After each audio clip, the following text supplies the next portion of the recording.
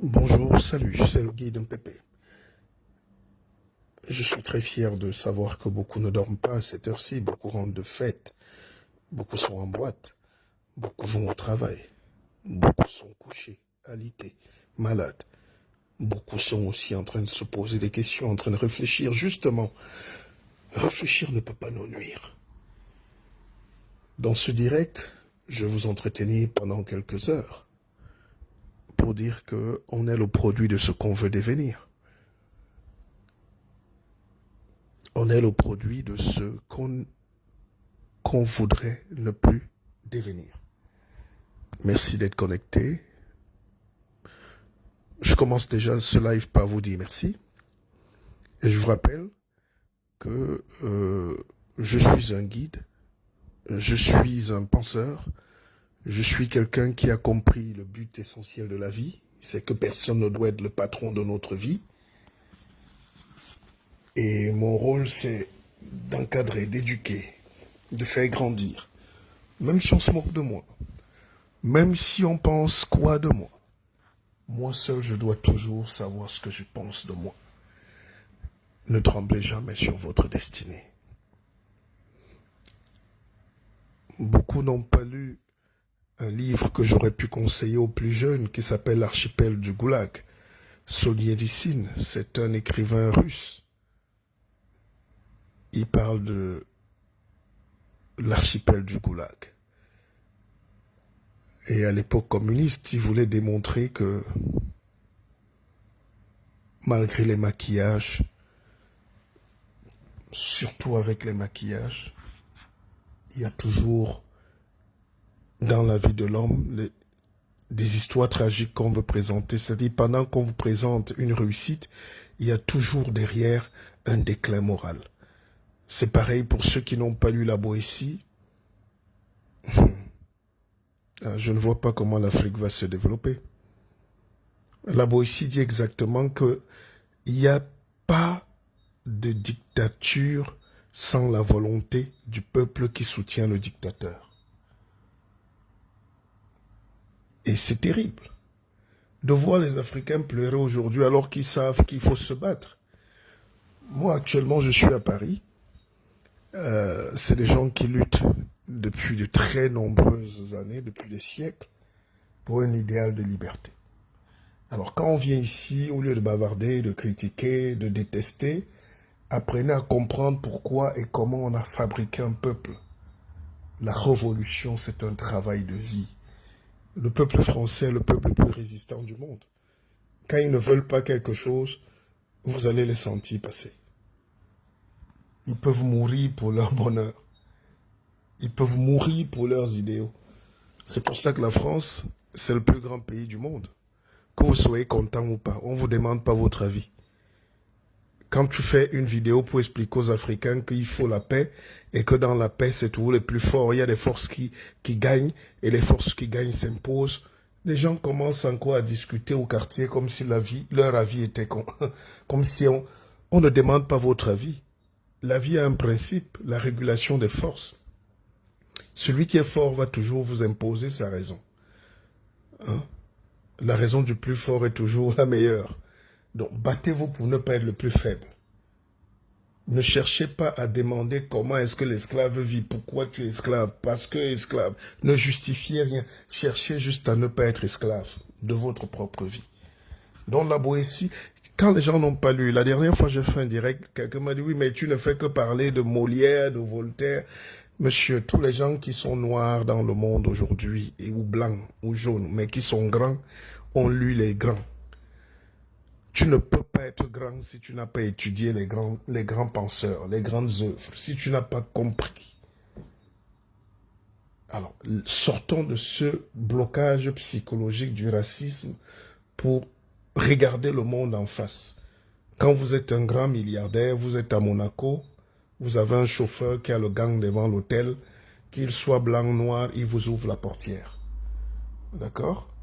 Quand vous êtes une star mondiale reconnue, comme mon fils Kylian Mbappé, quand vous arrivez même en Russie où il y a le racisme pour et par tous les Russes ou tous les Noirs, on vous ouvre la plus grande suite.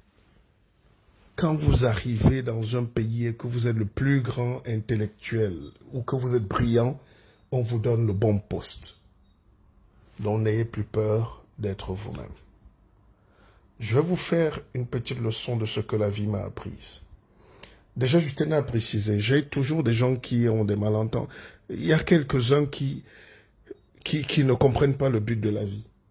Vous voyez, chaque jour, je vous fais des directs. J'ai un ami, Alex, qui m'a dit, mais Pépé, au début, je riais quand tu faisais tes directs. Mais depuis que tu fais ça, depuis 2 ans, 3 ans, matin, midi, soir, 4 heures, 2 heures, midi, 12 heures, 20 heures, tu fais les directs de 2 heures du temps, sans lire. Et même à 2 heures, tu es déjà lavé, rasé, propre. Comment tu fais? C'est depuis ce jour-là que j'ai compris qu'il y a quand même quelque chose. Tu as totalement changé. Je t'admirais, tu étais déjà un télo, tu étais grand, mais depuis que tu es revenu en France ou en Europe, tu es encore devenu comme tu es devenu autre chose. Tu travailles, tu ne te fatigues pas. Et ça, si quelqu'un discute au moins que tu n'es pas un guide, qu'il fasse la même chose que toi, sans te répéter, sans lire, sans dire des bêtises. Il n'y a personne qui peut faire ça au monde. Je vous dis personne. Et c'est un ami qui m'a dit ça hier sur les Champs-Élysées. Parce que il y a des gens qui viennent, ils achètent mon livre, ils voient le prix. Bon, disons, il y a un prix fixé par la FNAC ou je sais pas quoi, où on met 25 €.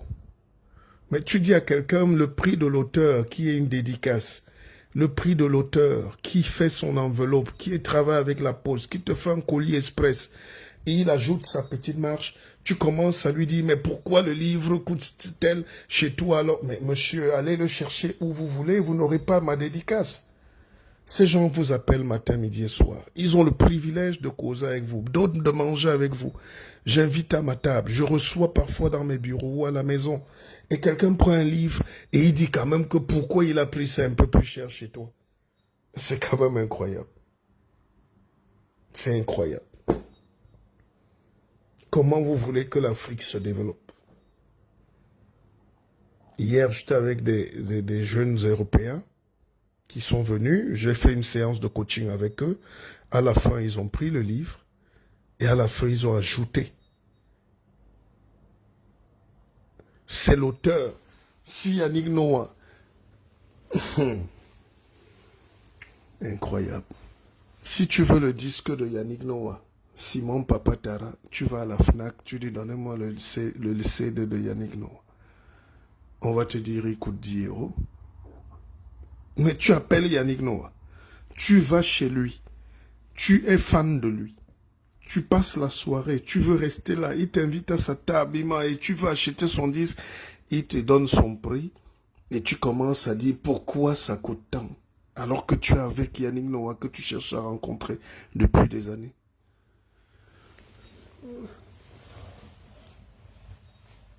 Comment vous voulez qu'on se développe, chers frères? Moi, je ne vis que de cette vente de petites connaissances. Et même ça, tu sens quelqu'un qui est jaloux de ne pas pouvoir te rendre heureux. Marc Poitras, bonjour grand frère, grand maître, grand guide et érudit de la pensée.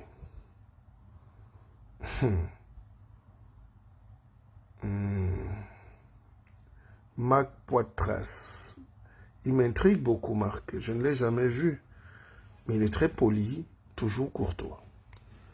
Bonjour monsieur le guide, je suis présent aujourd'hui. Eh venant, te voilà qui est présent, je te parle de la Boétie, je te parle de toutes les notions, de Mongobeti, de est-ce que tu as donné 5 francs pour mériter ce bonheur? Mais je vous le donne gratuit. Est-ce que demain, quand tu vas vouloir prendre le livre, tu vas me dire pourquoi j'ai ajouté 2 francs de plus pour que je paye aussi mes factures de la salive et de l'électricité? Mais écoutez, je vous adore les garçons. Bonsoir Luc. Bonsoir à vous tous. Bonsoir mes petits. Bonsoir Landry Motapam. Donc, vous voyez aujourd'hui que si on ne donne pas le savoir aux gens, les gens vont faire les erreurs. Les guides ont toujours existé. Les maîtres ont toujours existé. Mais aujourd'hui, les réseaux sociaux vous font croire qu'on peut vivre sans maître. On peut vivre sans éducation. On peut vivre sans parrain, mentor, tout ce que vous voulez. Les Européens qui ont développé le monde vous mentent. Les Asiatiques qui sont les maîtres du monde vous mentent. Il faut toujours un maître, toujours un mentor. Mais quand tu me dis, toi, ton maître, c'est Coco Emilia, je comprends directement que toi, tu vas mourir en prison. Enfin, pour ne pas la citer. Je retire même ce nom. Mais voilà. Je vois que une grosse société au Cameroun qui saoule les Camerounais présente quand même des égéries, présente des stars qui ne servent à rien. Tu demandes, mais toi, tu es alors star, tu nous donnes quoi au peuple? On dit non, c'est un modèle. C'est-à-dire la vie bizarre, la vie facile. C'est ça, l'Afrique. La médiocrité vous a fait quoi? Et vous voulez battre les États-Unis, battre le Canada, battre la France. Vous êtes panafricaniste de la bêtise. Si on ne travaille pas, on va mourir en Europe en petits travailleurs esclaves. On est en Europe, on fait tous les sales boulots. Quand les Européens viennent chez nous, ils font tous les grands boulots. On va en Asie, on fait tous les sales boulots. Même les boulots que les Chinois analphabètes ne veulent pas. Mais les Chinois arrivent en Afrique, ils ne savent même pas parler leur propre langue. Le mandarin, ils ne savent même pas écrire. Et ils se font 1 milliard par jour. Le gars s'assoit là à Yaoundé, il vend les babouches. Vous êtes là avec vos licences, doctorats, seulement la haine et le bavardage. Seulement en train de dire comment détruire l'autre.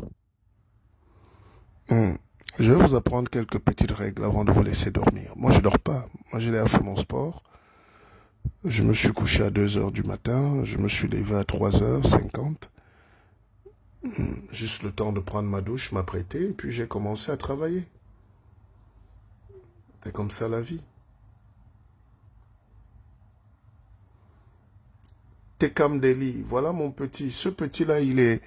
Je ne sais pas qui il est, mais c'est un grand monsieur. Je le vois petit, mais Tekam est très dangereux. Il m'a dit, grand frère, je veux tous tes livres. Grand frère, ton prix, c'est mon prix. Grand frère, je veux aussi être là. Quand tu as des petits garçons comme ça et qui sont brillants, tu comprends que on a des chances de se développer, mais vous avez envie, il faut un mentor. Qui est ton mentor? Qui est ton mentor? Je te dirai qui je suis ou qui tu es. Je vais vous dire un truc. Mon fils Ténor, je dis mon fils parce qu'il a 20 ans, il a 20 ans, non? Ou quelque chose. Et regardez comment mon fils Ténor va en prison. Incroyable. Avec tout ce talent, tout ce génie. Mais on a une société aujourd'hui, il y a plus de grands frères, il y a plus de parrains qui te disent stop fiston, ralentis, fais ceci, fais cela. Ce fiston est venu me voir il y a quelques années à Yaoundé, à mon hôtel. Et je venais de sortir un livre. Et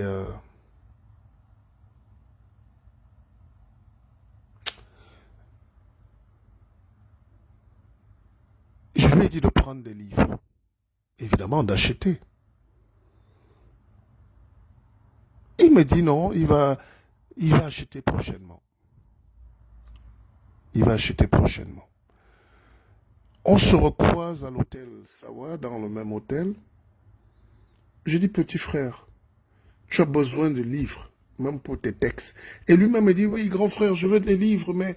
Et tout, il m'a même fait un texte, un long mot, gentil, très poli. Je lui mets le texte et je lui mets le prix. Il n'a jamais plus répondu. Je ne veux pas le juger parce que l'enfant est totalement déstabilisé en ce moment. Courage pour les parents. Mais je veux dire que voilà un garçon qui est devenu superstar africaine. Mais il a qui autour de lui? Il a qui autour de lui? Qui l'encadre? qui l'écoute? On n'a plus personne, ni dans les familles, ni l'entourage des amis, et puis tout ça. Et la pression du succès fait que tu n'arrives pas parfois à gérer. Et où est l'expérience d'un enfant de 20 ans ou 21 ans ou 22 face au succès mondial de ses œuvres? Conséquence, il va vivre comme on vit à 400 à l'heure. Et beaucoup de stars par le passé ont perdu la vie ou ont détruit leur carrière parce qu'ils sont allés à 100 à l'heure. J'ai connu tout ça. Quand nous créons donc des académies pour former les jeunes filles, les jeunes garçons, les étudiants, même les travailleurs, hommes, femmes, la relation avec la vie, c'est parce qu'on a traversé pas mal d'épreuves. 2. C'est parce qu'on a expérimenté beaucoup d'épreuves. 3. C'est parce qu'on est des érudits. 4. C'est parce qu'on a écrit ces choses. C'est parce qu'on peut comprendre plus. C'est parce qu'on a vécu avec les vieux. C'est pour ça qu'il ne faut pas laisser les jeunes. Il faut pas abandonner les gens. Alors, Volo Samuel, Réviens, on va développer ensemble, Pépé. Volo Samuel, déjà, je ne sais pas qui vous êtes. Mais quand vous dites Réviens, je ne sais pas ce que tu veux dire. C'est un direct personnel. Quand je fais mes directs la nuit, c'est des directs entre vous et moi. Je cause avec vous. Et je réponds à toutes vos questions. Quand tu dis reviens, c'est revenir où? Vous savez, on a dit la dernière fois que je ne peux pas rentrer au Cameroun, on a fait ceci. Je dis, mais taisez-vous. C'est pas parce que c'est pas parce qu'on ne vous dit pas tout que vous croyez que vous maîtrisez tout. Il y a des choses qu'on ne promet pas aux gens qu'on ne connaît pas. Vous me connaissez où pour dire que je ne vais pas rentrer au Cameroun ou pas? Qui a le monopole du Cameroun? Quand vous m'envoyez des messages. Et pourquoi je suis rentré au Cameroun? Parce que je voulais toucher le crâne de mon père, de mes arrière-grands-parents, de mes arrière-arrière-grands-parents, de mes grands-parents. Je voulais me reconnecter. Et dans ce mouvement-là, quand vous suivez la plupart des Africains, surtout les Camerounais, ils sont dans leur combat parce qu'ils n'ont plus personne au Cameroun. Ils sont dans leur combat parce qu'ils n'ont pas de famille. Ils sont dans leur quête et ils veulent t'amener à détester le pays avec eux. Mais si vous luttez, c'est honorable. Mais lutter, mais n'empêchez pas aux autres de respirer. Et j'ai eu beaucoup d'amis qui, eux, pendant que nous, on était à Paris, eux, ils pouvaient aller au Cameroun, nous montrer les photos, ils vivent bien. Et en inbox, ils vous disent, mais grand frère, tu n'es plus très dur envers le régime. Et tu dis, mais toi, tu vas au Cameroun avec toute ta famille en vacances. Et toi, tu me reproches de ne pas être très dur envers le régime parce que moi, je ne dois plus aller au Cameroun. Un peu de logique. Alors, donc, il n'y a pas que le Cameroun dans la vie. Le monde est très vaste. J'ai voyagé la dernière fois avec une dame qui allait aux îles Marquises, venant du Cameroun. Les îles Marquises en vacances. Et je ne savais même pas que quelqu'un peut partir du Cameroun, laisser toute la poussière, arriver à Paris, traverser pour aller aux îles Marquises, dont les gens vivent. Quand vous allez en Côte d'Ivoire, vous trouvez que les gens n'ont rien à foutre avec vos idées. Les gens vivent. Donc, première règle de la vie, la sincérité. Soyez sincère. Dites toujours ce que vous pensez. Que ça énerve ou pas, dites d'abord ce que vous pensez. La loi de la sincérité, c'est une très grande loi. Et vous êtes dans des pays où personne n'est sincère. Je vous prends un exemple. J'ai vu la vidéo que j'ai faite hier. Elle est déjà à plus de 400 000 vues, même sur YouTube, entre Gbagbo et Ouattara. J'explique simplement dans un texte au début que Allah n'est pas obligé, donc Alassane n'est pas obligé. C'est une œuvre d'Amadou Kourouma qu'il a écrite en 2000, le 21 août 2020. Il a sorti ce livre avant de mourir.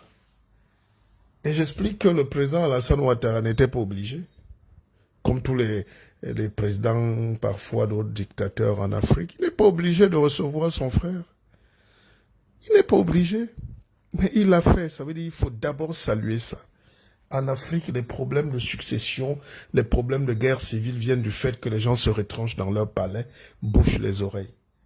Dès que tu expliques ça, on dit « Oh non !» Et je dis, il y a quelqu'un qui a perdu et l'autre qui est là, qui a gagné.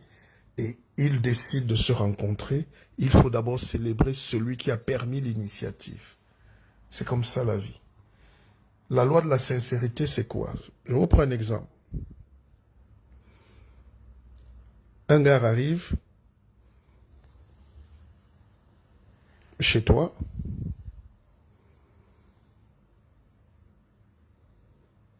Tu l'accueilles. Et la maman veut faire à manger, mais il se fait tard. Et personne n'a vraiment faim. Et toi, pour ne pas énerver ton ami, tu lui proposes de passer à table, que votre maman va faire à manger. Et lui n'a pas faim, mais il dit, ok. Il dit oui, il est 23 heures. La maman aussi est fatiguée, mais elle ne veut pas faire à manger. Mais comme elle ne veut pas vous déranger, elle dit oui, mais en fait, elle ne veut pas. Et puis, toi-même qui n'as plus très faim, parce qu'il est 23 heures, tu as un régime, mais ton ami vient d'arriver, tu es obligé de faire semblant de l'accompagner pour qu'on fasse à manger. Et la maman fait à manger, il est 1 heure du matin, maintenant vous commencez à passer à table. Et personne autour de la table n'avait vraiment envie de manger. Maman n'avait pas envie de préparer. Toi, tu n'avais pas envie de manger, tu n'avais pas faim, mais ton ami aussi ne voulait pas que tu n'avais pas faim. Mais vous êtes quand même en train de manger à 1 heure du matin avec les risques de maladie, de diabète, de tout ce que vous voulez. Parce que personne n'a eu le courage d'être sincère, de dire non, je ne veux pas. Je ne veux pas manger. On reporte à demain. En Afrique, donc, tu peux mourir avec des gens dans la maison, ils ne vous disent jamais ce qu'ils pensent. Tu peux mourir avec des gens, même les immigrés ici, tu regardes quelqu'un, vous buvez ensemble, dès que tu tournes le dos, tu entends ton nom partout. Il ne peut pas te dire ce qu'il pense. Donc, la loi de la sincérité, c'est la loi de la liberté, la première loi.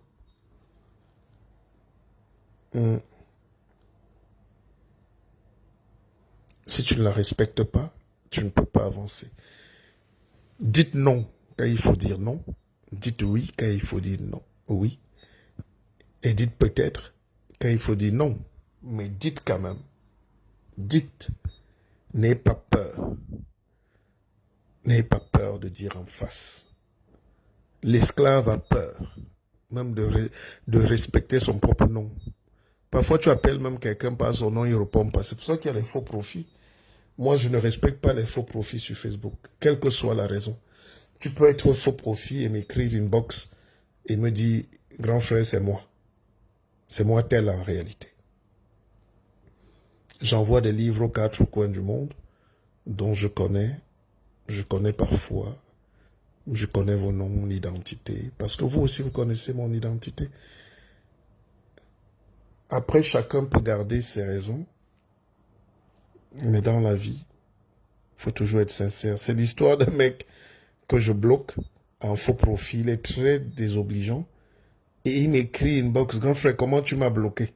C'était moi. Je dis, mais comment je pouvais savoir que ce faux profil, c'est toi? Donc, soyez sincère. Et ça va vous aider. Au moins, vous gagnerez la liberté. J'ai un ami qui est un grand cadre dans le domaine du management et de la communication dans le monde.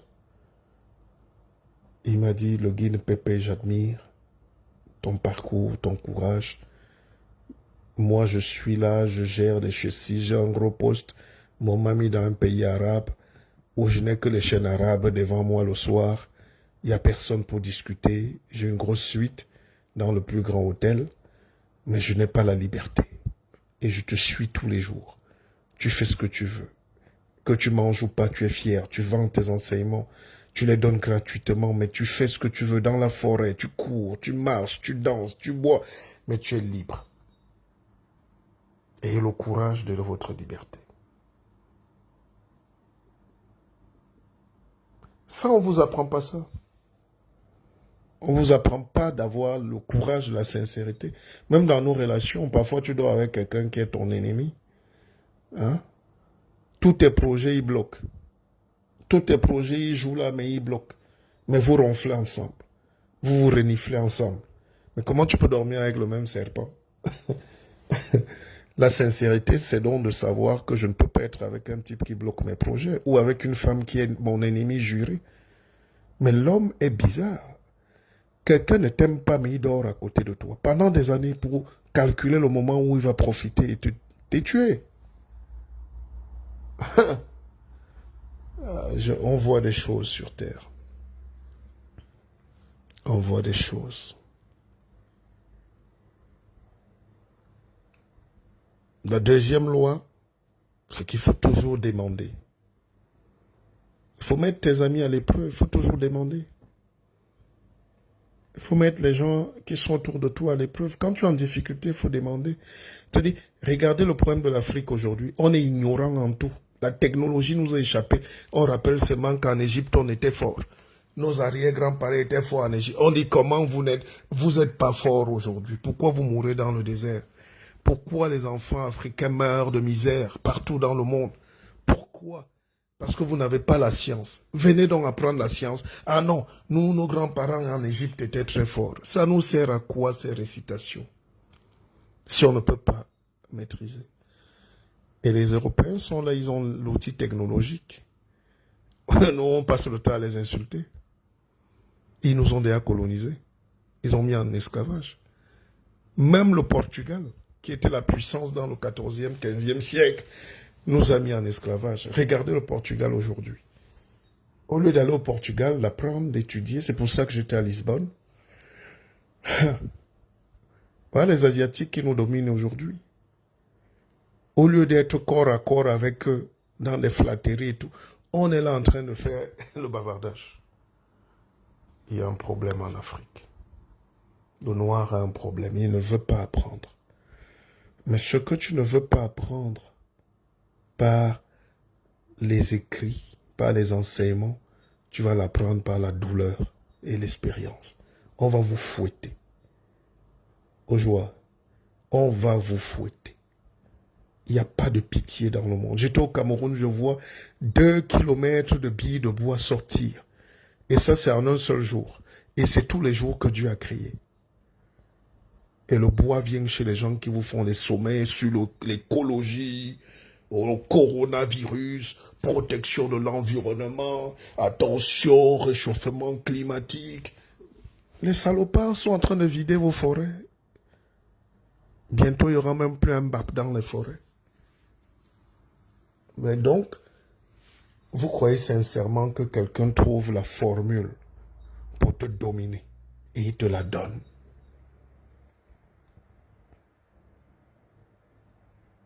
Répondez. Quelqu'un a créé l'école. Il sait le dosage qu'il faut pour être parfait, pour être brillant. Tu crois qu'il va venir chez des singes vous donner la formule de l'école fondamentale? Non, il va vous donner la photocopie. Vous commencez à lire à l'envers pour être des tordus, pour être des esclaves. On ne donne pas l'éducation à un esclave.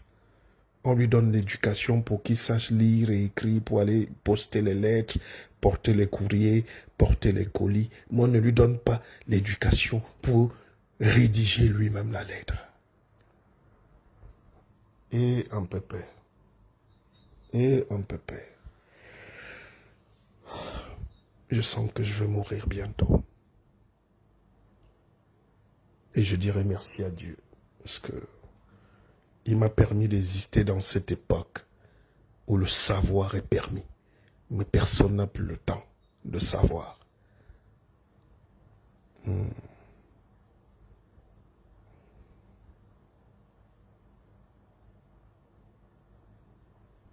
La deuxième loi que je voulais vous faire apprendre, c'est la loi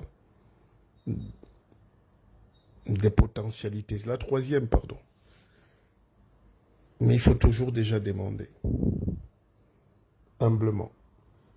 Mon dernier livre, c'est le fruit, je n'ai jamais fait ça de ma vie, de la demande.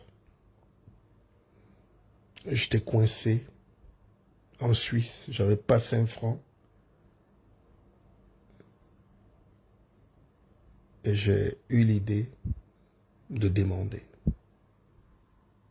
Et puis, fundraising, on a levé des petits sous.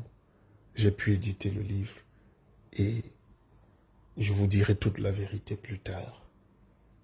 Mais en réalité, dans ma propre misérable vie, il m'a manqué même parfois 10 francs pour manger.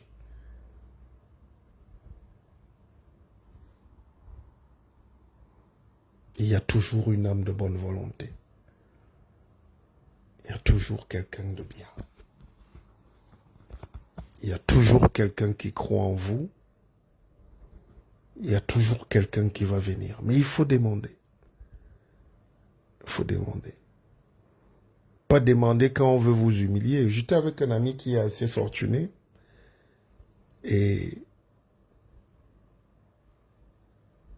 il m'appelle, on se voit. Et il sait bien que je suis en difficulté. Du moins à l'époque ou à l'instant. Et il voulait m'humilier jusqu'à ce que je m'agenouille pour m'aider. Et là, il y a l'orgueil et la dignité. Donc ne tuez pas votre dignité. C'est pas parce que j'ai dit de demander. Demandez clairement ou taisez-vous. Cet ami-là, il est prêt à dépenser 50 000 € pour manger, boire, se filmer.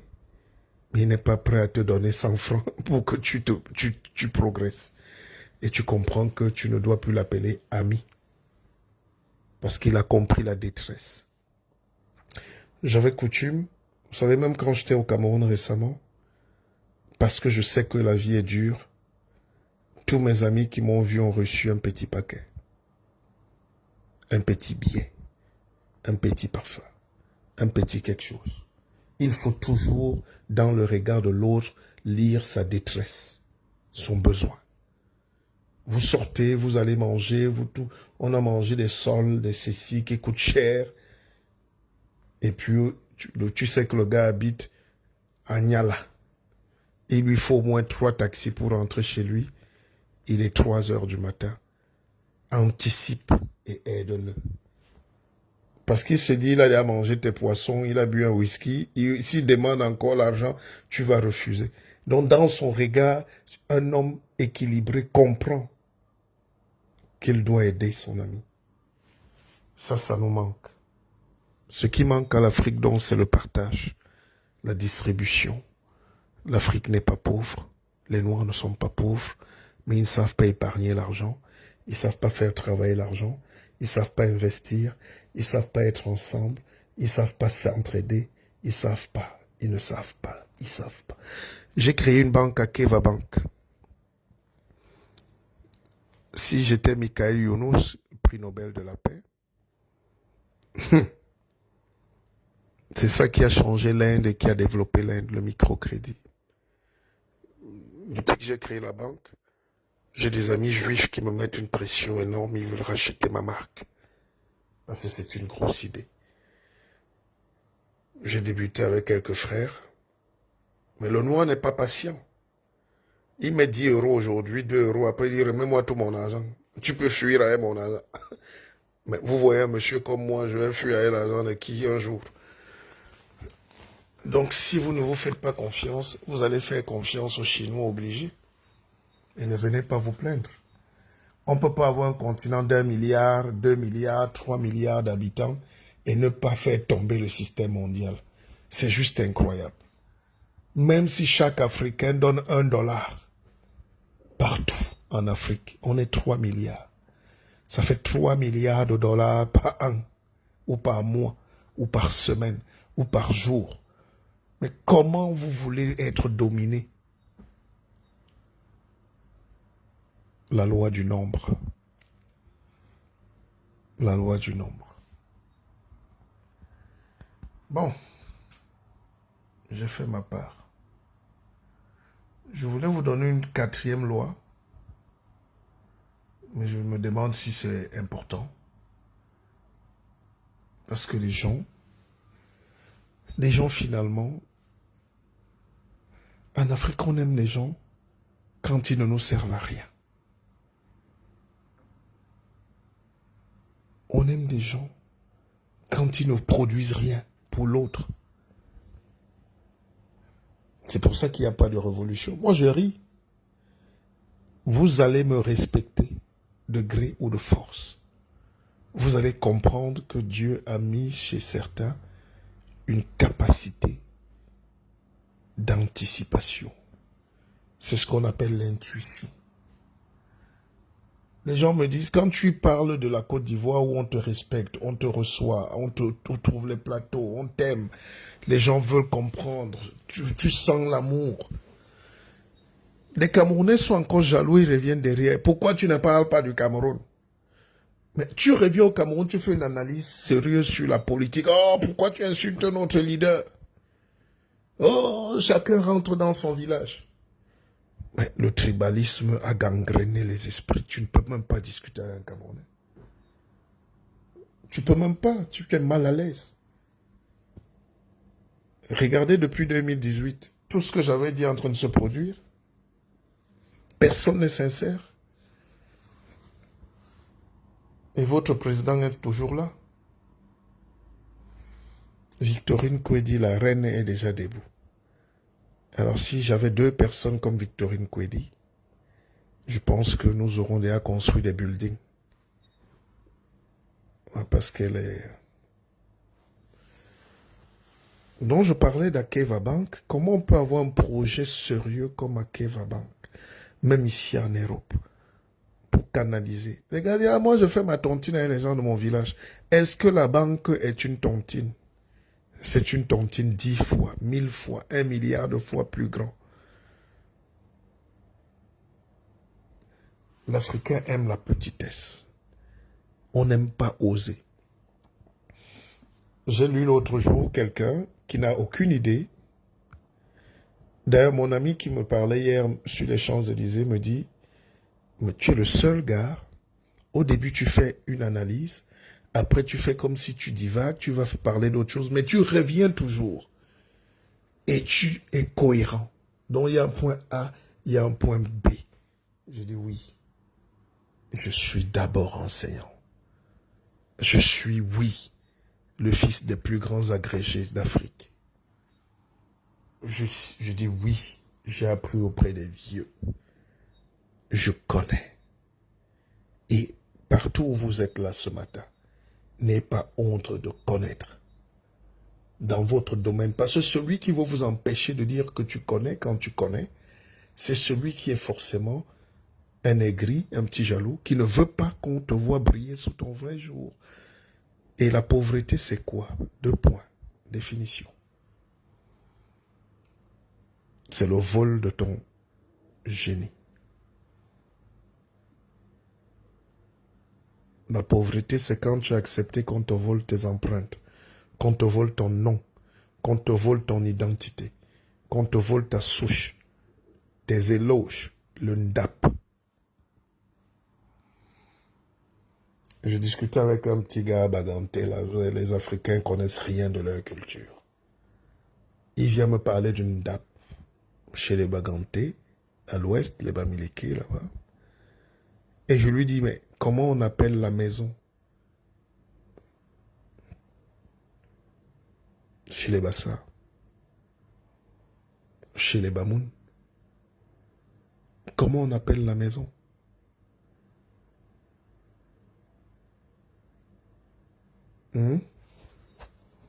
Comment on appelle la maison chez les Bétis? Nda. Ndabo. Chez les Douala, les Sawa. Mais Ndab. Ndab Mokoro. Ndab. Le Ndab, c'est quoi? C'est la maison. La maison, pas des briques, mais la maison comme fondement de la vie. Nos origines. Quand on veut savoir qui tu es, on dit tu es de quelle maison?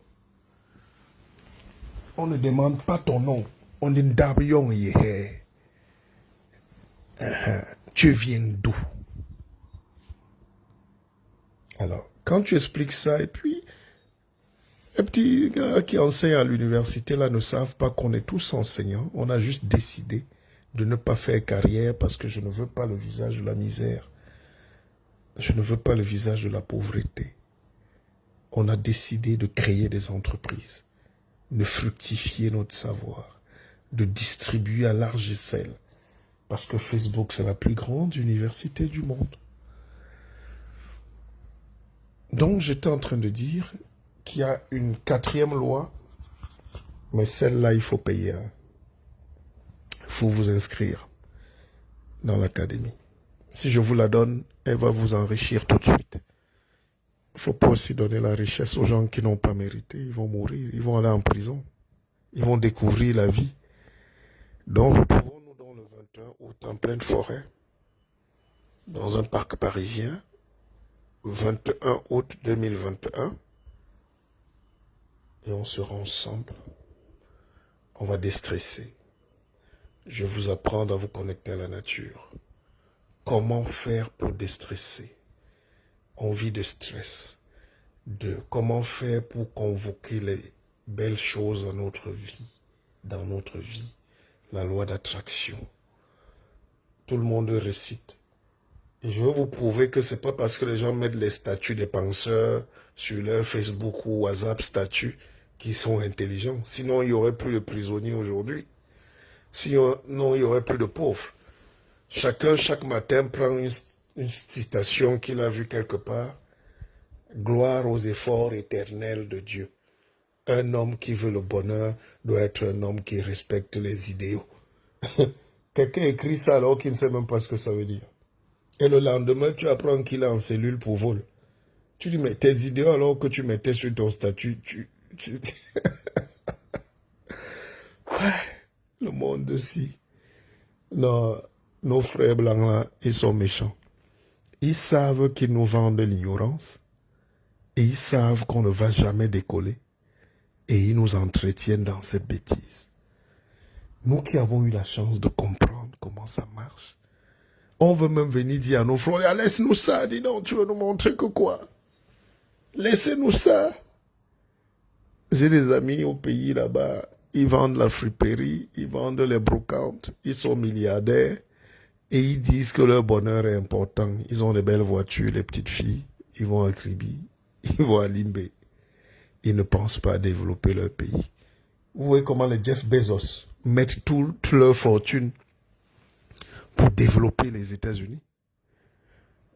Est-ce que vous voyez comment on risque sa vie pour le développement, la recherche scientifique, les fusées, aller sur Mars, vol habité, Branson, tout ça? Le noir ne risque rien. Les autres vont donc risquer, vont travailler. L'autre va aller sur la Lune, là-bas, il met 7 milliards de dollars de sa poche, il découvre l'or. Il vient te partager ça. Minalmi.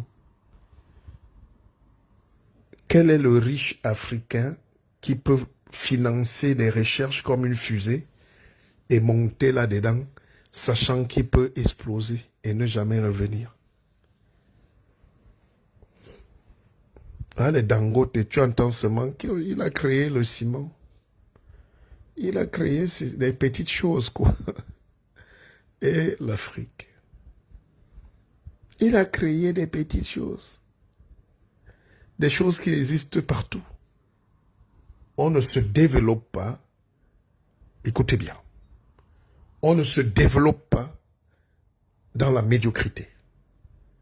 On ne se développe pas en faisant le banal, en s'adaptant, en suivant les autres.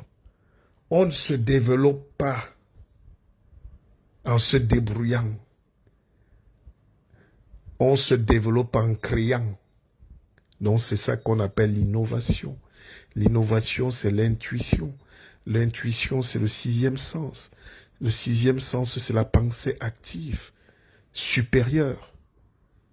Où tu te lèves, tu rêves et tu appliques.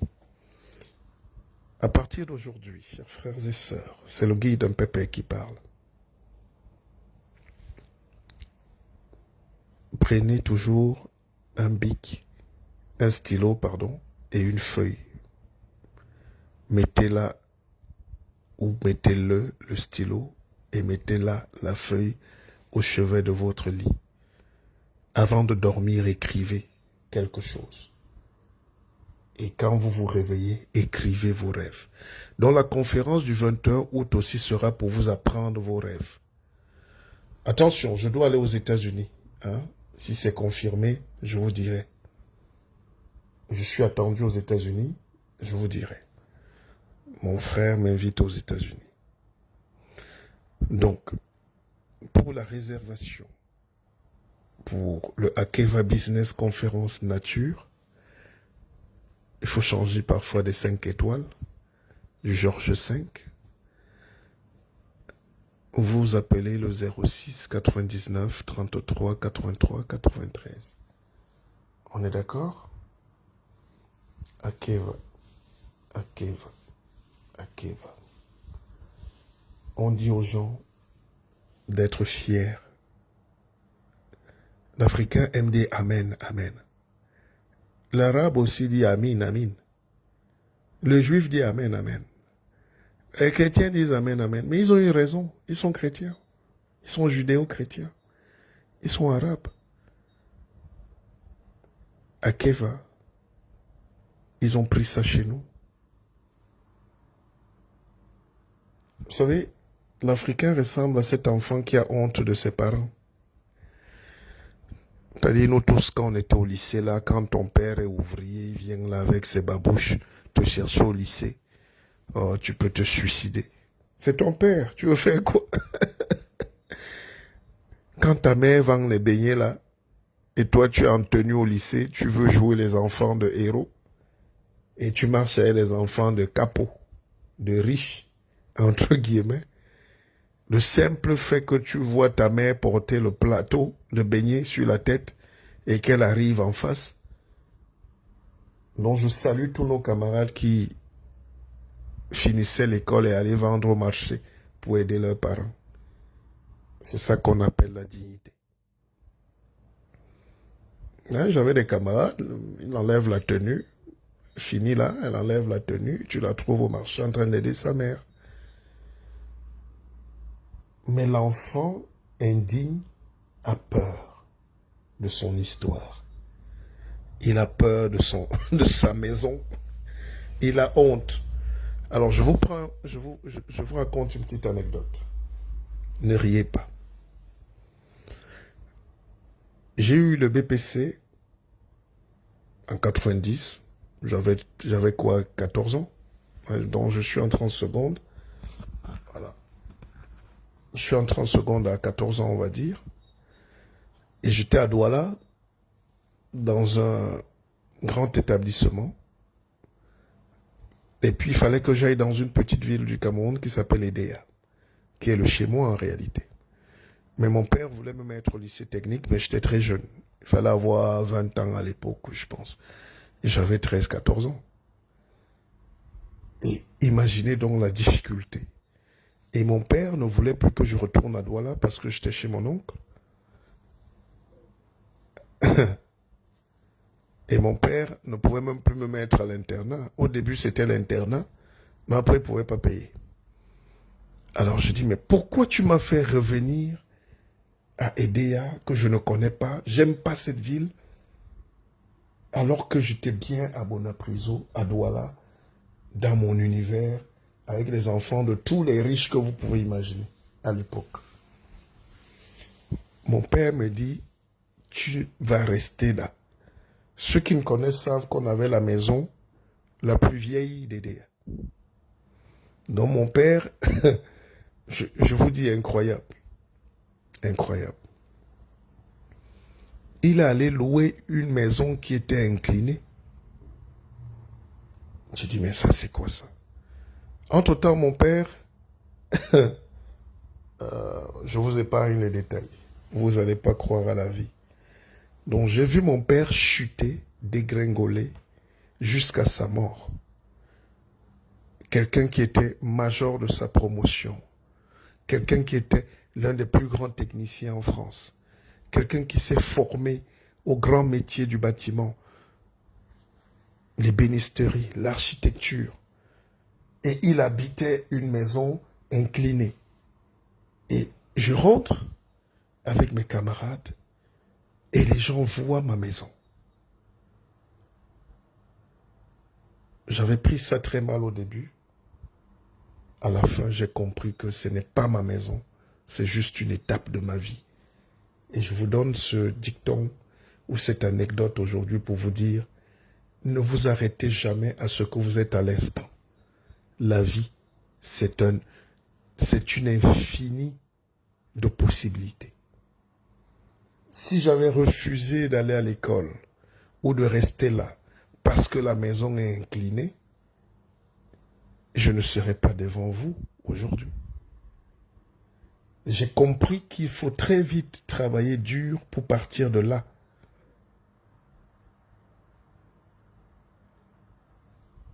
C'était pas la faute de mon père, c'était de ma faute si je restais là éternellement. Donc, quelle que soit votre difficulté aujourd'hui ou vos difficultés, ce n'est qu'une étape. Et les femmes qui vous jugent parce que vous n'avez pas de boulot, la femme qui vous abandonne parce que vous n'avez pas un gros salaire aujourd'hui, la femme qui vous abandonne parce que vous n'avez pas une opportunité, c'est juste une femme qui n'a pas de vision. Parce que la femme est l'être le plus spirituel. La femme a deux cerveaux, celui de l'homme et celui de la femme. Et une vraie femme sait lire, elle sait miser, elle sait comprendre. C'est pour ça que la femme choisit généralement l'homme dans le village qui doit lui faire l'enfant. Même s'il y a 1000 hommes, même si vous faites quoi, même si vous corrompez son esprit, la femme va toujours choisir un garçon qu'elle a choisi. On se comprend?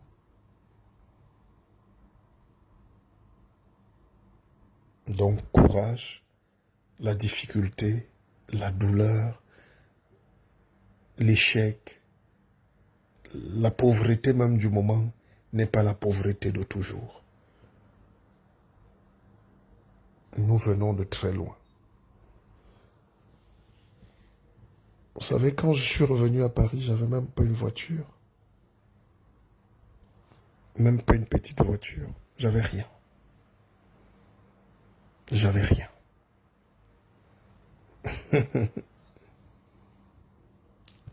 Et je prends un de mes petits un jour, Karim, et il me dit, grand frère, je ne peux pas te voir, tu sautes les métros à Paris. Il faut qu'on te cherche une voiture. J'avais des petites économies. Et on est allé. Je voulais prendre une petite décapotable 2 places, parce que je suis seul. Il me dit, grand frère, c'est toi qui nous as fait rêver au Cameroun. Toutes les grosses voitures, avec chauffeur, les berlines, les Mercedes, les Peugeot, les ceci. Comment en France, où nous on arrive, toi tu veux encore prendre les petites voitures de rien du tout, où on peut te bousculer. Oh, moi je voulais une Stadtmart, les petites voitures. Ce fiston a réussi à me convaincre de prendre une très grosse voiture, une grosse Mercedes. Ah, la vie. Il a refusé. Il me dit, grand frère, tu ne peux pas rouler si je te vois dans une voiture qui ne te ressemble pas. Je dis, non, fiston, c'est le moment. Donc, ne vous limitez pas aux difficultés que vous avez en ce moment dans votre vie. Regardez plus loin. Aucune situation n'est permanente. La maladie guérit toujours. Le corps finit toujours par se retrouver. C'est parce qu'on n'est pas patient qu'on retombe malade. Mais quand vous avez la douleur, acceptez la douleur. Supportez votre douleur. Acceptez cette souffrance. Jouez avec cette souffrance et elle va comprendre. Le corps va toujours se rétablir. Mais les gens sont en souffrance de leur souffrance dans la souffrance. C'est-à-dire, ils sont malades de leur maladie et du refus de guérir. Et là, tu ne guéris jamais. Tu ne guéris jamais. Comment vous pouvez expliquer que tous les peuples du monde aient été esclaves? Les Grecs étaient esclaves. Les Romains étaient esclaves. Les Juifs étaient esclaves. Les Arabes étaient esclaves. Les Indiens étaient esclaves. Ou colonisés même d'ailleurs. Seule l'Afrique est toujours encore esclave, toujours colonisée. Ça veut dire qu'on n'a même pas déjà accepté. Il faut être humble pour avancer.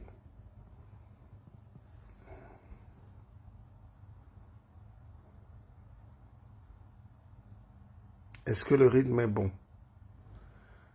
Dis donc, il est 5h18. On continue le direct ou pas?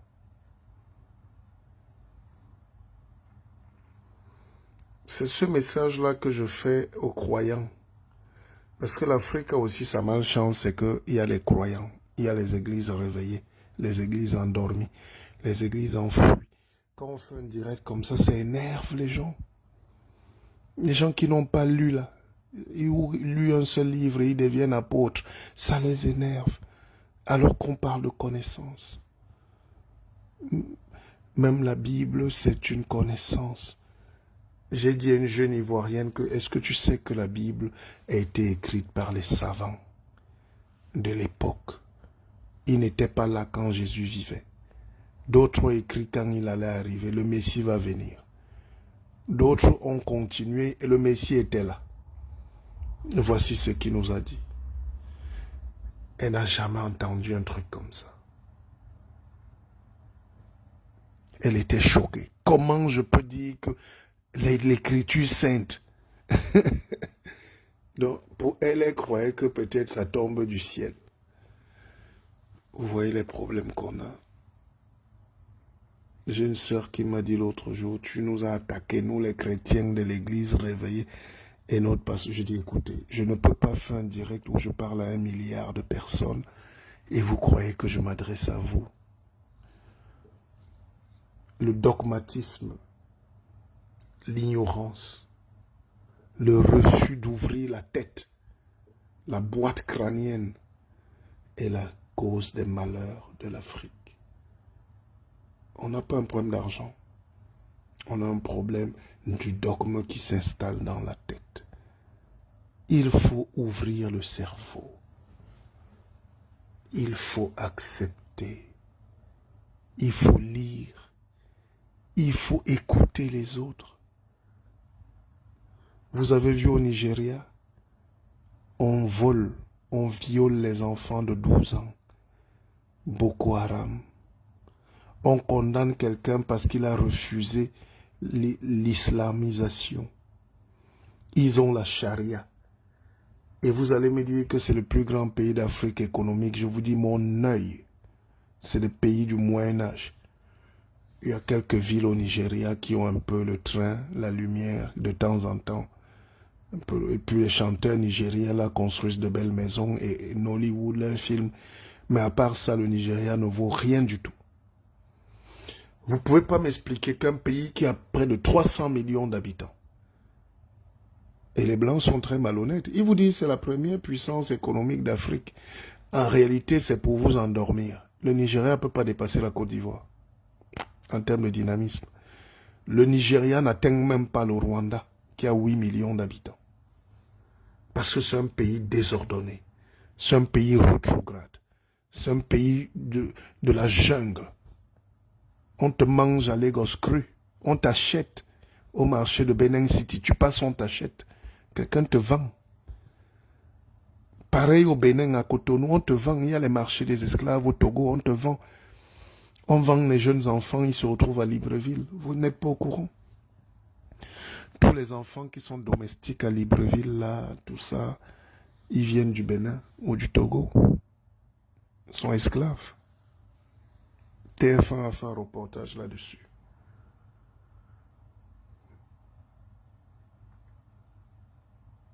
Dont l'Afrique, et le noir en particulier, qu'il ait le doctorat ou, qu'il ait le PhD ou, qu'il ait le MBO, c'est un idiot intellectuel. Il a peur de vivre sa vie de liberté. Il cherche le salaire que le petit blanc lui donne. Et il te dit, il est ingénieur. Il est cadre là-bas. Il est grand Il est grand directeur chez Total. Hey! Les Jeff Bezos prennent leur argent tous les jours et mettent dans la recherche fondamentale. Ils fabriquent ces fusées. Les autres fabriquent les trains. D'autres goudronnent la route. D'autres, nous on amène les brocantes.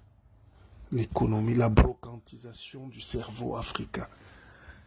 Et la religion alors est venue nous empêcher de réfléchir. Alors que la religion, ça veut dire religar et relier. C'est ce qui devait nous relier à nos ancêtres et à nous-mêmes et à Dieu. Mais les gens refusent de réfléchir.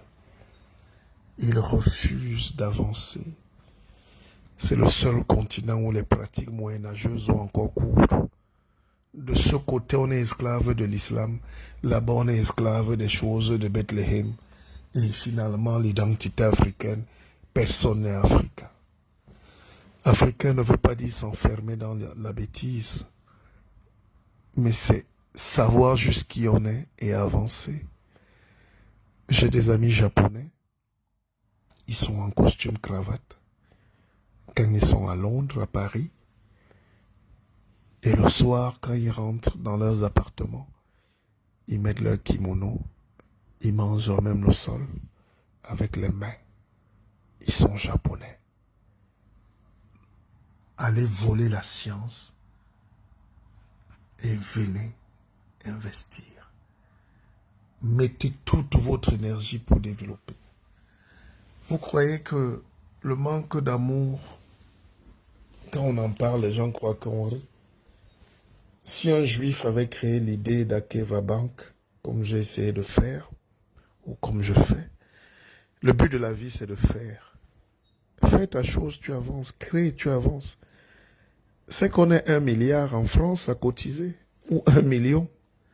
C'est pas mon argent, c'est notre argent. Alors, nous sommes plus de 6 millions en France. Rien qu'en France. Je ne compte pas le Canada, je ne compte pas la Belgique, je ne compte pas l'Allemagne, je ne compte pas la Turquie, je ne compte pas Dubaï, je ne compte pas. Dès que tu donnes une idée comme ça, quelqu'un d'autre va dire, hey, faisons la même chose.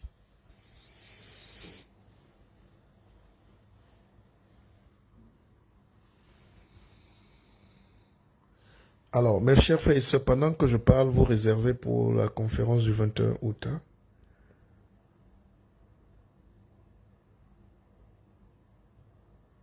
On est d'accord? 21 août 2021. C'est en pleine forêt. On va se déstresser. Je vais donner l'identité psycho-énergétique de chacun. C'est-à-dire, comment tu as été créé et où tu vas. C'est ça qu'on appelle aussi les prédictions divines. Une vie a commencé avant qu'on ne vienne en vie. Et ça, il faut le savoir. Je vais vous apprendre beaucoup de choses. Comment avoir ce qu'on désire. D'ici septembre, nous allons lancer un grand projet et vous allez comprendre pourquoi je fais tous ces efforts et que personne ne vienne me dire qu'on n'a pas fait d'efforts. J'ai travaillé comme un malade. Il nous manque donc 3 choses fondamentales, je l'ai dit, et je le reprends ce soir. Pour nous développer, il nous faut 3 choses. Les valeurs. Ouais, les sociétés que nos frères blancs là viennent mettre en Afrique n'ont aucune valeur. Ce n'est pas leur pays. Ils viennent juste s'enrichir. C'est pour ça qu'ils prennent une prostituée qui passe, on la met à l'affiche. Ils prennent un petit fou drogué, on le met à l'affiche. Ils prennent tout ce qui est anti-valeur pour vous corrompre l'esprit. Mais eux, ils gardent leur valeur. Ils gardent leur valeur. Les valeurs, c'est l'honnêteté. Les valeurs, c'est la sincérité. Les valeurs, c'est l'amour de l'autre, du progrès. Les valeurs, c'est le respect. Est-ce qu'on respecte l'homme en Afrique? Regardez comment nos dictateurs nous tuent. Regardez les prisonniers politiques. Regardez la souffrance des jeunes filles violées sans éducation, qui vivent dans la poussière, la boue, sans aide de l'État, les avortements, sans éducation. On n'a aucune valeur. La vie n'a aucune valeur. Donc, 1, les valeurs. 2, work hard. Il faut travailler dur. Je vais faire un autre direct à 9 h tout à l'heure. Et un autre à 16 h. Et je ne demande l'avis de personne. Parce que quand tu as un projet chez nous, tu as plus de gens qui te découragent. Même pour organiser ton propre anniversaire, il y a toujours quelqu'un, même la personne qui dort avec toi. C'est pour ça que je dis souvent à ma femme Baganté, c'est la dernière fois que tu me fasses peur. Laisse-moi, je suis un esprit qui vogue. Laisse-moi échouer. Laisse-moi aller. Laisse-moi sortir. Laisse-moi avancer. Laisse-moi me frotter à l'autre.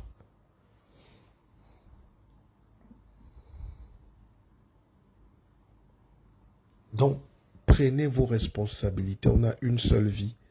Osons. Travaillons dur. Allons-y.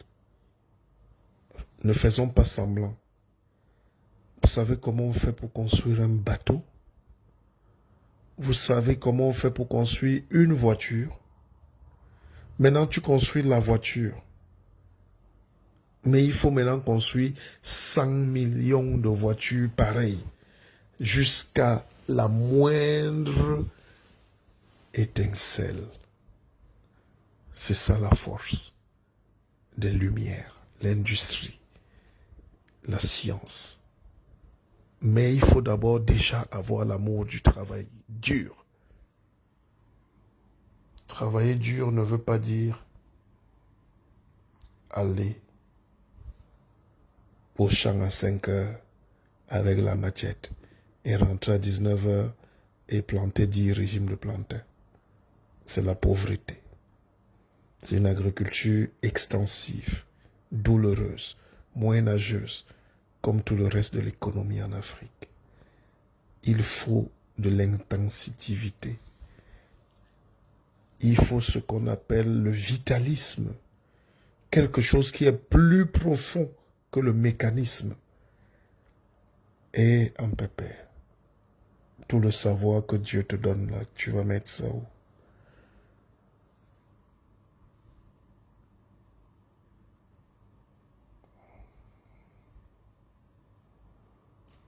Toute la souffrance que j'ai endurée sur terre, c'est parce que je savais. Il y a des gens qui sont nés savants. On ajoute seulement les diplômes sur ça. Et le parcours. Mais il y a des gens qui sont nés savants. Pendant que je parle, quelqu'un est en train de s'endormir sur mon direct. Dis donc, j'arrête ce direct. Donc moi je parle là, quelqu'un a repris son sommeil. Et je le berce. Parce que j'ai une voix de Dieu. Je ne suis pas votre pasteur. Vous ne payez pas de dîmes.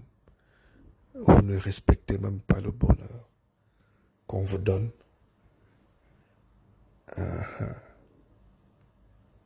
Je donne encore. Je suis une bonne épouse. Une bonne épouse doit dire à son mari, je donne encore. Aujourd'hui, c'est la guerre à la maison. Demandez à vos mamans. Et demandez-toi au mari, tu as fini, je peux partir. Je donne encore. Donner quoi? Nous, on était petits, on ne sait pas. Une bonne épouse ne fait pas l'opposition à le mari. Aujourd'hui, tu dis un mot, on dit deux. Tu dis deux mots, on dit trois. Tu dis ceci, on dit ça. Ah. Une bonne épouse dit toujours, je donne à manger, j'ajoute. D'abord, une bonne épouse, dès que papa est en train de manger, le plat se vide, il manque de mots. Elle va encore redoubler les mots. Le mari dit non. Elle dit non, chérie, mange. C'est pour toi. Donc, surtout à ces heures-ci, là, je donne encore. Hein, félicité, Youm. Est-ce que tu dis ça? Est-ce que tu donnes encore? Donner encore. Il faut donner, hein? Vous ne voyez même pas ce qui est en train d'arriver. Les gens voient seulement le Covid, on parle de grippe. Au début, on disait c'est la grippe. Mais depuis quand la grippe nous tue? L'affaire là a pris d'autres proportions. C'est un nouveau monde qui commence.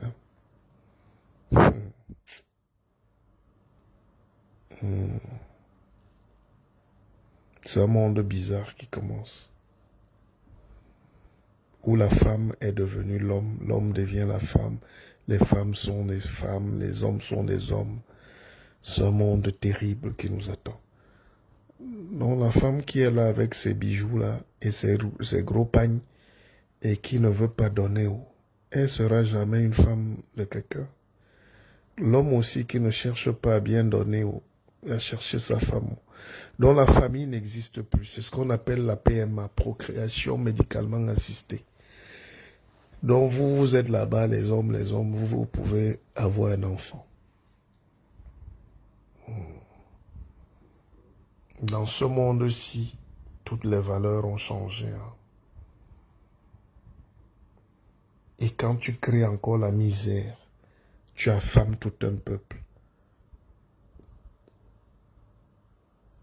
Tu prostitues la conscience et les gens ne peuvent plus travailler dur. Donc les valeurs, le travail dur et maintenant le know-how, la science, le savoir-faire. Voilà les trois valeurs. Voilà les trois valeurs. Le reste là, nos frères qui sont ici, qui ont la bombe atomique, l'arme nucléaire, nous mentent et ne pourront jamais vous donner ce pourquoi leurs grands-parents sont morts.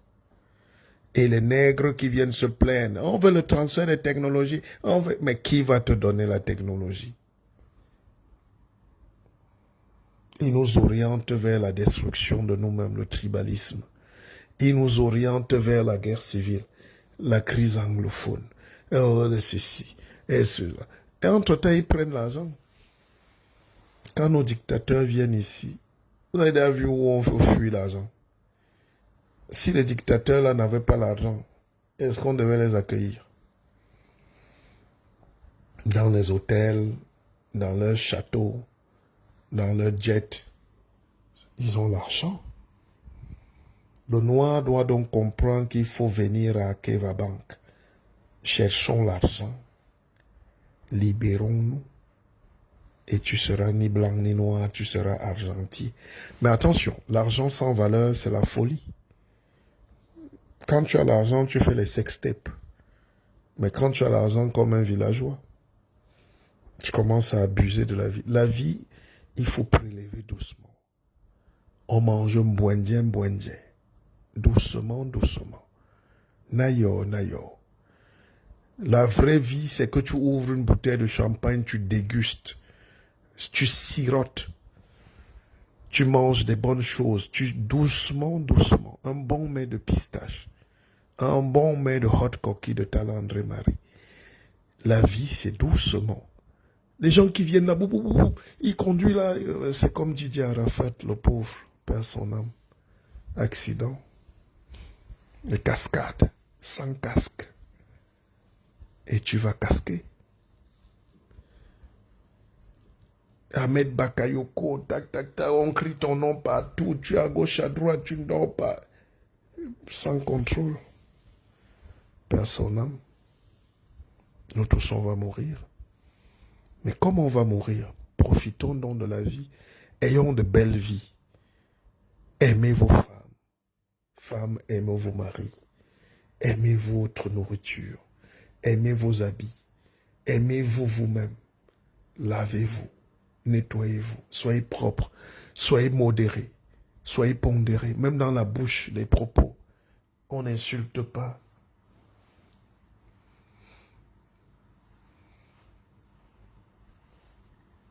Félicité Youmdi, la parcimonie.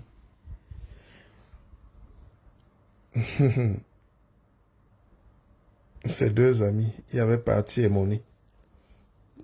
Patti et Moni, donc. Patti, lui, il était là-bas. Et Patti, lui, il n'est pas si. Et Moni. Ma tante s'appelle Sita Moni. Elle aime tellement l'argent. C'est son vrai nom. Les femmes Sawala, Mwanko, Yakalak, Douala, tout ça là. Malima.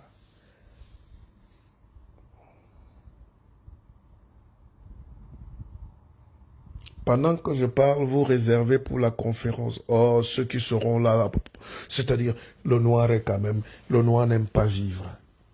Ah, vous êtes bizarre.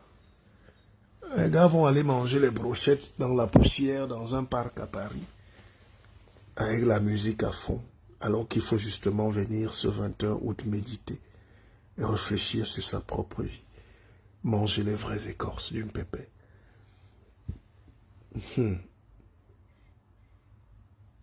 Nadine, bonjour. Ça va, Nadine? Ah, Maya. Soyez salué le guide. Et Nadine Kenyé. Elle a fui le mariage, Nadine Kenyé. Nadine Kenyé aime les musiciens. Elle n'aime pas le MPP. Salut Nadine. C'est une très grande fille. Vous savez, moi, j'ai pas changé. Hein. Ça fait 2 ans que je fais mes lives tous les jours. Beaucoup de gens partent, t'abandonnent, ils reviennent 6 mois, 1 an après. Tu acceptes. Je suis un père, je suis votre père. On m'appelle le père. Quelqu'un, parfois, pour 6 mois, il ne t'aime plus. Ou il n'écoute plus tes directs. Ou bien tu as dit quelque chose sur son champion politique. Ou quand tu énerves, vous voulez la démocratie, mais vous êtes susceptible. Mais finalement, vous aimez la dictature. Chaque Africain aime la dictature, mais pourvu que ce soit lui. Hein? Mais si tu dis aux gens maintenant, travaillons pour la liberté, tu critiques même encore un système parce qu'on a échoué. On dit non, pourquoi tu veux critiquer? Tu n'es plus avec nous. Mais avec des gens comme ça, il faut laisser. Moi, je dis, j'ai écrit un livre magnifique qui s'appelle L'Afrique et son cancer du côlon, best-seller, où je dis, laissons les Blancs travailler. Ou pourquoi nous sommes là où les Blancs nous ont laissés. Voilà. Pourquoi nous sommes là où les Blancs nous ont laissés. Quand les Blancs sont partis, ils nous ont laissés dans les calabotes. Arrivés à Yaoundé, arrivés à Dakar, vous allez voir les mêmes calabotes. Arrivés à Lagos, arrivés à Cotonou, arrivés à Abidjan, Libreville, vous allez voir. Les mêmes choses, les murs qui tombent. C'est vrai qu'à Abidjan, ça devient tout beau, tout neuf. La Côte d'Ivoire avance. Le Rwanda, il y a le Sénégal, il y a quelques pays comme ça. Mais il y a des pays où même dans le centre-ville, tu reconnais encore les vieilles tôles que les Blancs ont laissées en 1940. Les Grecs. Ça veut dire qu'il y a un problème avec la pensée. Bon, mes chers frères et sœurs, il est quelle heure? Vous n'êtes pas fatigués de moi? Laissez-moi aller courir. J'ai l'impression que j'ai des jambes très lourdes. Il faut que j'aille au sport. Je fais mes 9 kilomètres. Je prends ma douche. Je prends mon petit déjeuner. Et je vous refais un direct. Très beau, très calme, très posé. On est d'accord? Vous permettez? Laissez aussi que je vive.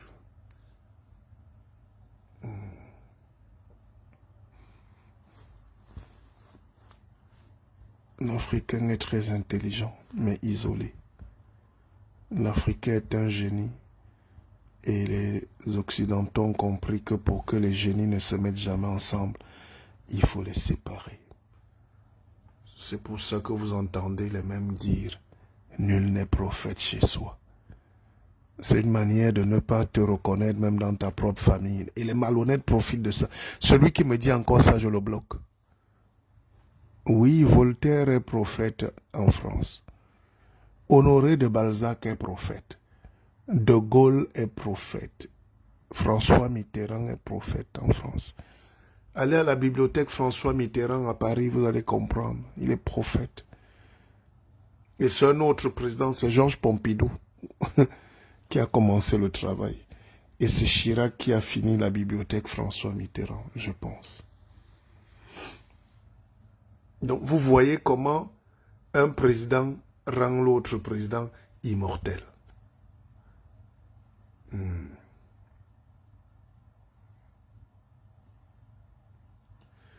Le MPP est là pour vous aider à guérir. C'est mon rôle.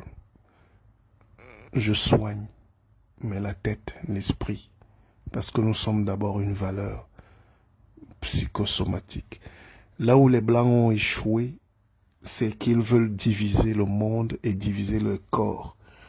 Ils rendent le corps comme une machine, comme une mécanique. Ils séparent le corps et l'esprit. Et après, ils commencent à être les spécialistes du corps humain. C'est ça qu'on appelle la médecine. Elle est très bien, elle fait des progrès, il y a des avancées, les machines, l'IRM, tout ce que tu veux, les scanners, les robots. Mais ils ne connaissent pas. Ils ne connaissent pas. Parce qu'aujourd'hui, on sépare le corps, les spécialistes de l'œil. Je vous pose une question. Est-ce que quand tu as mal à l'œil, tu n'as pas aussi mal à la tête? Et tu n'as pas mal au crâne, tu as mal au cœur? Le corps est un tout. Le corps est lié. N'est-ce pas?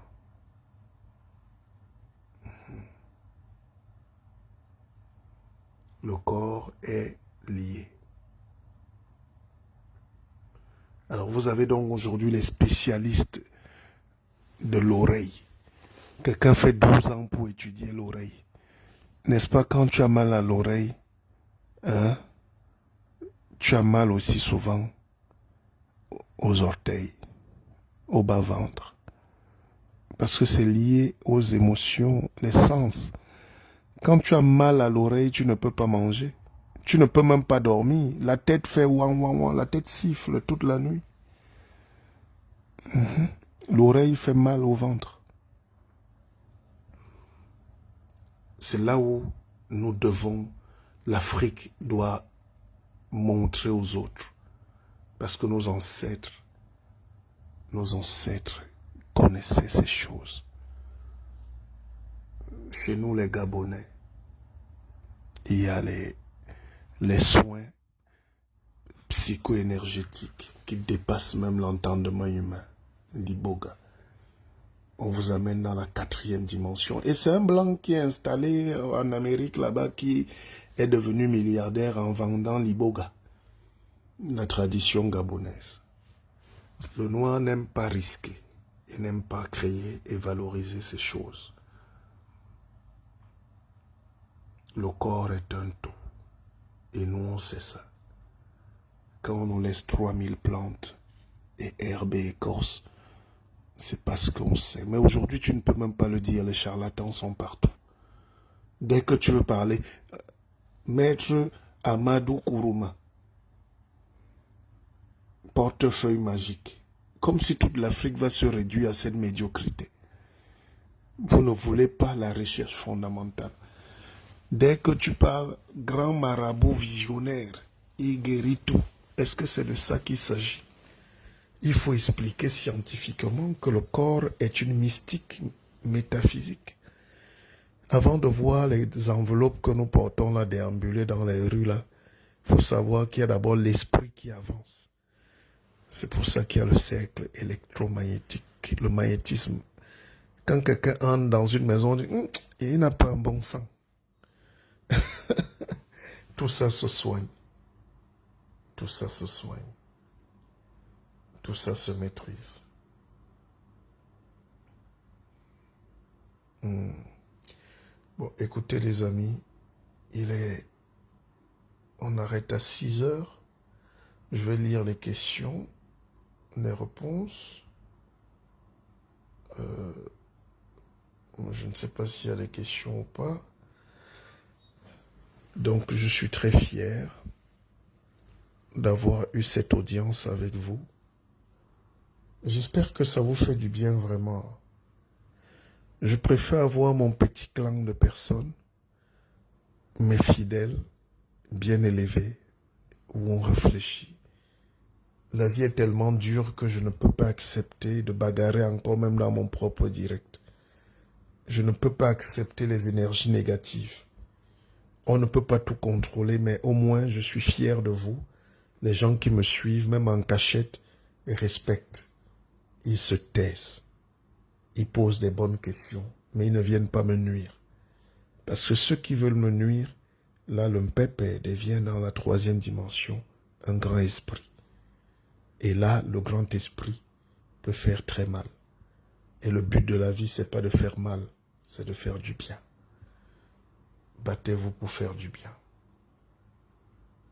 Battez-vous pour faire du bien. La méchanceté ne sert à rien. C'est pas facile, mais acceptez. Moi, j'ai tout vu dans ma vie. J'ai vu des frères qui m'ont abandonné. J'ai vu des sœurs qui m'ont sali, saboté, vilipendé. J'ai eu des amis qui m'ont totalement tourné le dos et détruit. Mais vous voulez faire quoi? Vous pardonnez, vous avancez. Ne mourrez pas seulement. Che Guevara disait, en temps de crise, en temps de guerre, l'essentiel c'est d'être en vie. Parce que l'homme qui a trahi le gars, Che Guevara, était un éleveur de moutons. Et quand la police est venue, l'éleveur de moutons a dit, il est caché là-bas, au fin fond de la cabane. Et pourquoi il a donc trahi le Che Guevara qui a passé toute sa vie à se battre pour libérer l'homme? On parle facilement de Jésus-Christ parce que le noir ne veut pas actualiser ses connaissances. Chaque époque a ses héros, ses génies, ses dieux. Donc Che Guevara est même l'un des seuls noirs qui est mort pour les blancs. Castro. Avec Castro, ils ont lutté. Un des seuls blancs qui est mort pour sauver les noirs. Je n'ai jamais vu ça. Les autres sont morts pour sauver leur peuple. Et c'est ça que le noir lui récite. Che Guevara qui est médecin. Il refuse de rester médecin. Il commence à dormir dans les cabanes des forêts africaines avec les serpents, les moustiques pour la liberté des Noirs. Et il n'est pas célébré.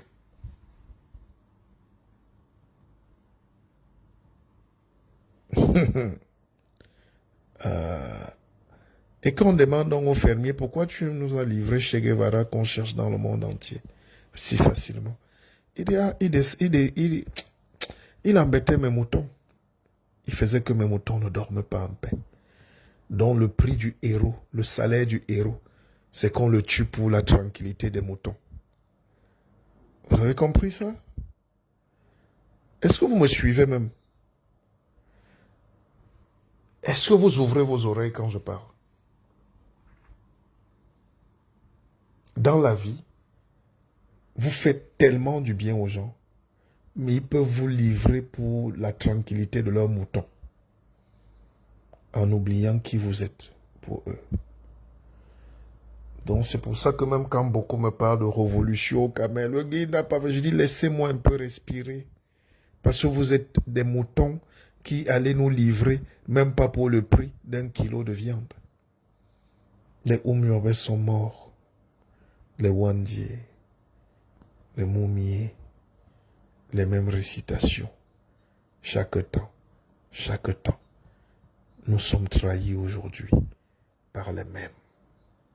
Et on va accuser les Blancs. Faites un projet sérieux.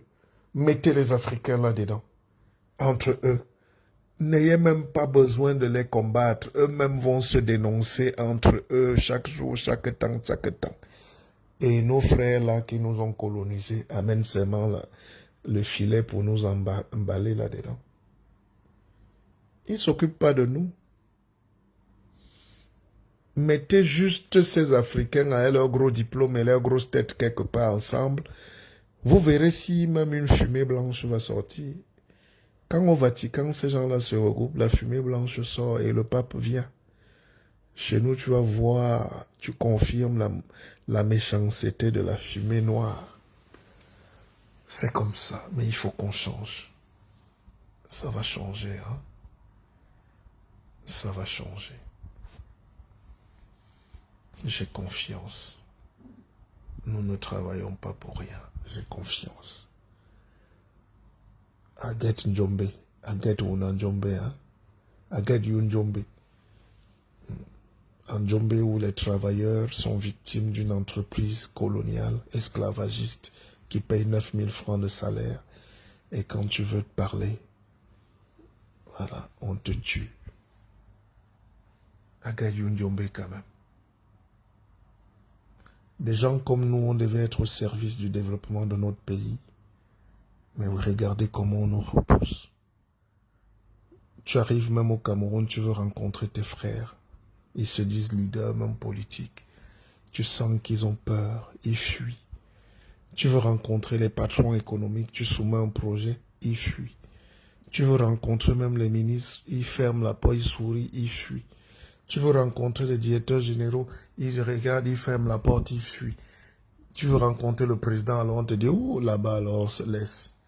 Le même président africain, là, des petits idiots, parfois, ils sont là en train de danser devant un petit blanc conseiller. Il porte ses milliers, il rentre à Paris. Il rentre acheter sa maison et il reste dans les hôtels et les suites. Il est conseiller de chef d'État.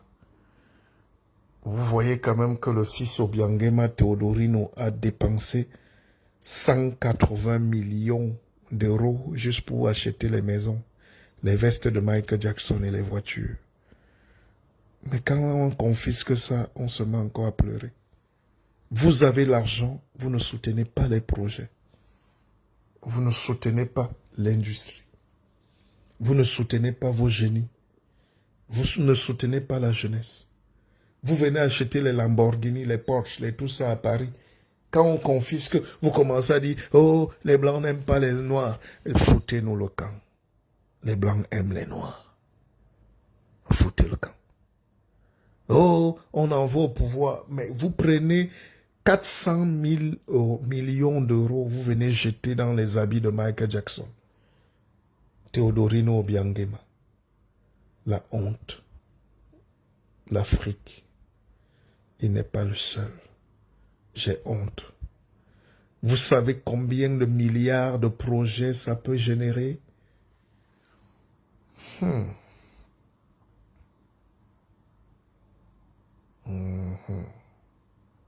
L'Africain.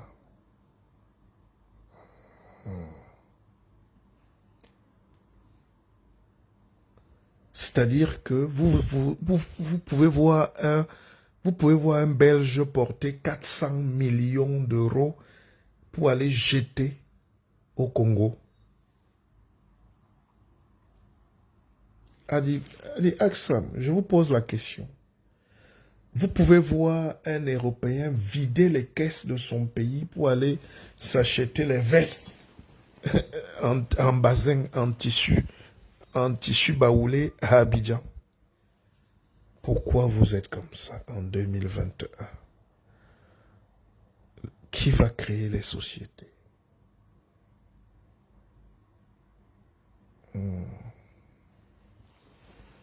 Bon, Massa.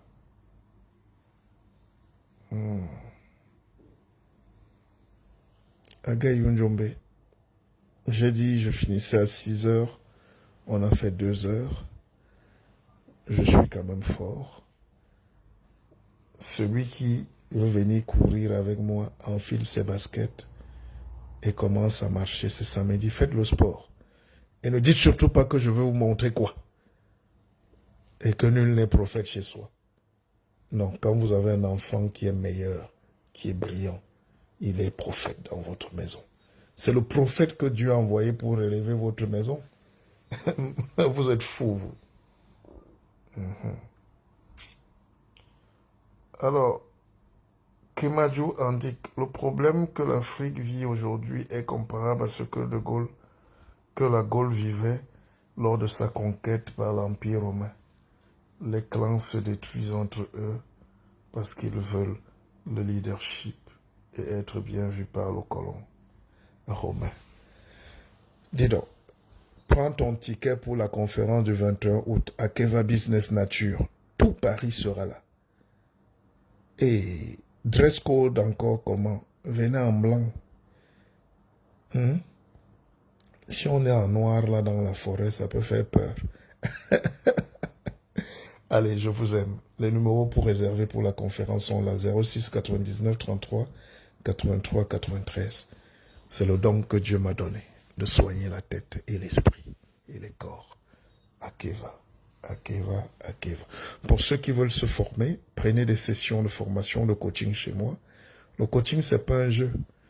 Quand vous êtes coaché par coach tel, elle dit, posez question, c'est pour poser question. Vous comprenez vous-même le niveau de votre coaching que vous allez recevoir. Les enseignements sont par rapport à ce qu'on vise. Hein? C'est par rapport à par rapport. Hein? C'est niveau. Hein? Alors vous êtes à l'MPP. C'est le top. Hein? N'ayez pas peur. Et puis, pour ceux qui veulent intégrer à Keva Bank, venez, on fait nos tontines, les 10 euros. Ça aide. C'est comme ça que les Rothschild, les grandes banques ont commencé. Vous voulez aller vous aligner à la Banque de France. Vous savez comment ils ont créé la Banque de France. Africains profiteurs des génies et des créations des autres. Et ils se plaignent quand on profite aussi de ces créations. Allez, bonne journée. À tout à l'heure. Le guide va courir.